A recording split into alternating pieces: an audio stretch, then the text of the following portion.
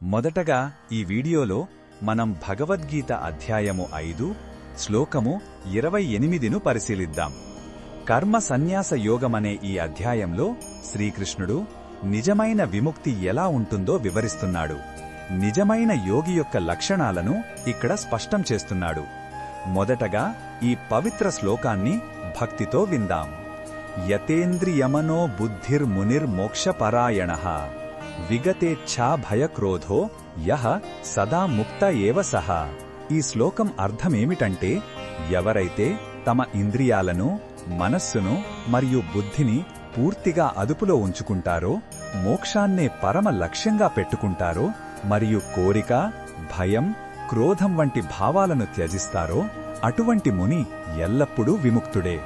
ఇక్కడ భగవంతుడు విముక్తి అనేది మరణం తరువాత వచ్చేది మాత్రమే కాదు, బ్రతికి ఉండగానే సాధించగల ఒక మానసిక స్థితి అని నొక్కి చెబుతున్నాడు. ఈ శ్లోకంలో ఉన్న భావం మనకు ఏమి చెబుతుందంటే, నిజమైన స్వేచ్ఛ బయటి ప్రపంచంలో కాదు, మన అంతరంగంలోనే ఉంది. మనసును జయించినప్పుడే అసలైన స్వాతంత్ర్యం లభిస్తుంది.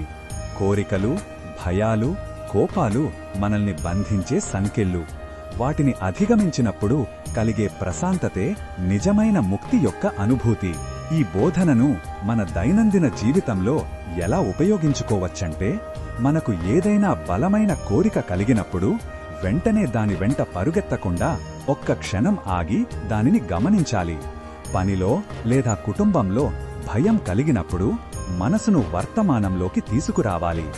ఎవరైనా కోపం తెప్పించినప్పుడు వెంటనే స్పందించకుండా ఒక శ్వాస తీసుకుని ప్రశాంతంగా ఉండటానికి ప్రయత్నించాలి. ఈ చిన్న చిన్న అభ్యాసాలే మనల్ని అంతరంగిక శాంతి వైపు నడిపిస్తాయి. మరిన్ని భగవద్గీత శ్లోకాల అర్థాన్ని తెలుసుకోవాలంటే మా తదుపరి వీడియోలను తప్పకుండా చూడండి.